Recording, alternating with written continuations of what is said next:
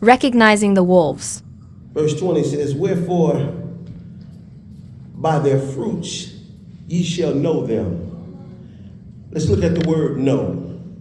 K-N-O-W. To know someone is to become so intimate that something is birthed as a result of the relationship.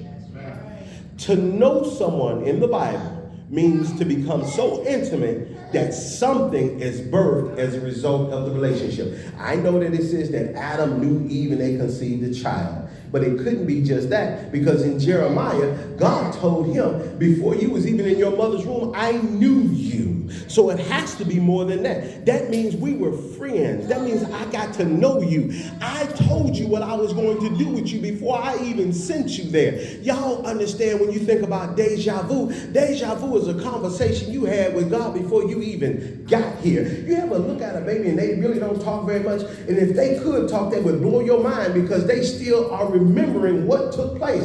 In the first 7 years we talked about it, from 1 to 7, they are getting their subconscious programmed to survive here. You ever been into a situation where you were studying so much you didn't even watch the news? You were studying so much you didn't even watch what was on TV. You were studying so much didn't even bother you, and you messed around and forgot what was going on. And by the time a child learns to speak your language, he messes around and forget the language he had when he got here.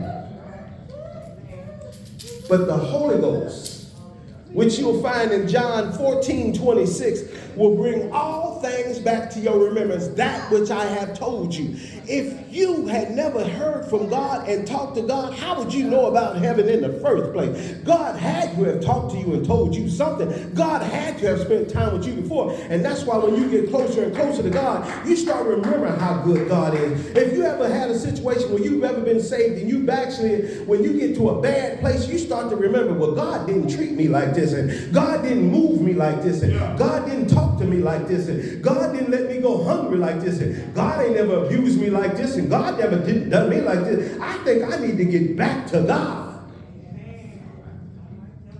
Are you with me, family? Know them by the fruit that they bear. Now we're going to get somewhere to those wolves in sheep's clothing you need to pay attention to. Because they'll try to get respect from you with unrighteousness. Righteousness means right standing with God. For my family that like to write notes, the word righteousness means right standing with God. That means, doesn't mean you perfect, but you didn't talk to God enough that God said, I got you. You didn't let God know, I'm drinking at the water fountain, but I need your help. For some reason, I like what this water tastes like, and I need you to come and get me, God. I need you to understand righteousness is that way, so that if you ever find yourself in a situation, metaphorically, at life's water fountain, you can tell God, I know where I'm at, and didn't nobody have to make me come here. I walked over here by myself, but God, it ain't treat me right, and I remember how you treated me, and I need you to come and get me. I need you to take the taste from my mouth for this water. I need you to take this weight from me. I need you to help me. And then wolves is the one that's sitting around telling you it ain't so bad. The wolves will tell you it'll be okay. The wolves will tell you you're only human. The wolves will tell you it's all right. The wolves will tell you this is what we do. The wolves will tell you God don't mind. The wolves will tell you just keep on going. The wolves will tell you you'll stop when you want to stop. The wolves will tell you I did it too. The wolves will tell you it's all right. The wolves will tell you everything that you need to know not to get close to the shepherd. Because when you start getting close to the shepherd, you start looking at something. Let me tell you, remind you of Psalm 23. He said, yea, though I walk through the valley of the shadow of death, I will fear no evil. Let me tell you what's so powerful about that. It's because when you start walking in the light of God, it's a funny thing that happens. You start to see a shadow. And when you start to see your shadow, you can only see your shadow if the light of God is behind you. And if you happen to look at what your silhouette look like, you start asking yourself, what is that hanging on me? What is that following me? What is that bothering me? God starts to reveal in your life what's following you. God starts to reveal in your life this is what's hindering you. God starts to show you you're so tired because you carrying a load. You carrying a load I didn't give you. You worried about something I didn't give you. You thinking about something I never told you. You talking a talk I never talked to you about. You messed around and found out something you wasn't supposed to know. And so we get closer. And reason why I pointed out the word know, so that you would understand, family, what it means to know something.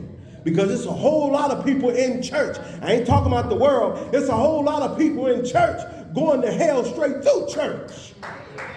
Are you with me, family? They don't like the way I talk sometimes, sis. But I ain't got nothing to lose. I'm not so high that I can't humble myself. I ain't worried about. I ain't got so much that God. Listen, let me move on. That's a whole other subject. Verse 21 says, not everyone that saith unto me, hold on, God said this, Lord, Lord, shall enter into the kingdom of heaven, but he that doth the will of my Father which is in heaven. Hold on here. He sat there and said, the only way you're going to get here is if you following my Father's will. Not this guy's will, not that girl's will, not this person's will, not what your job say, not what your career say, not what your flesh say, not what your mind say. But if you're not following the will of my Father, it's not going to happen for you. It's not going to happen. Let's look at here again. And verse 22 says, many will say to me in that day, Lord, Lord, have I not prophesied in thy name? And in the name have cast out devils, and in thy name done many wonderful works. Hold on, they gonna testify to God, not to you. But they are so bold with their activity that they are gonna tell God, hold on. I opened up a church in your name. Did you see how many members that I had? Did you see how many people got saved in my church? Did you see how many people walked in my church? Did you see how many lives was changed in my church? Did you see how much I worked for you? Did you see what I done for you, God? And look what God's response is going to be. They're going to get mad at me, cuz they're going to get mad at me. It says, and then he going to wait for them to confess it. He going to let them keep working. He going to let them confess it. He says, and then will I profess unto them, I never knew you. Depart from me, ye that work iniquity. Hold on. From the ones that like to write something down, the word iniquity.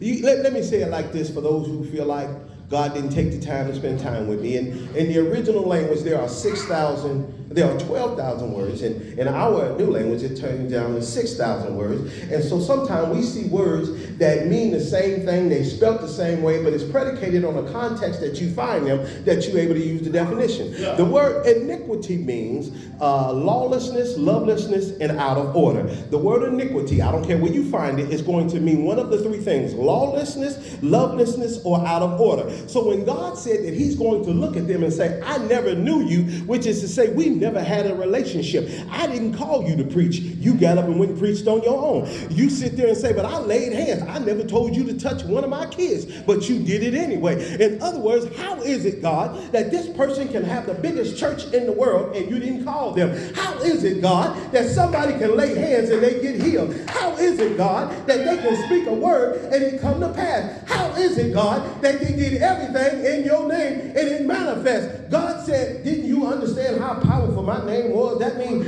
even in the devil's mouth, my word is powerful. Even in hell, my name is powerful. There ain't a place you can't go. My check is good everywhere. I need you to understand, if my name on it, it's going to accomplish. My word ain't going to return to me, Lord. Don't you understand? You should be watching their character. Don't worry about what the check do. I understand they bought you some candy, but they wrote the wrong name. I understand that they paid for the house, but they wrote my name on it. I didn't write my name on it. I understand they built the church, but I didn't give them the church. They went and got their church. I didn't tell them I wanted them to pastor. Their friend told them to pastor. I need you to understand, this is what's going on with us. I heard a preacher say not too long ago, how can you preach what you ain't been taught? I wanted to say, how can you talk about somebody you ain't never met? I don't understand that. I didn't heard a preacher tell me out of his own mouth. He said, I don't believe nobody can hear from God. I ain't never heard God. Oh, I said, who called you? When he find out you preaching, God's going to be mad because he didn't tell you to do none of that. They want you to qualify in their eyes.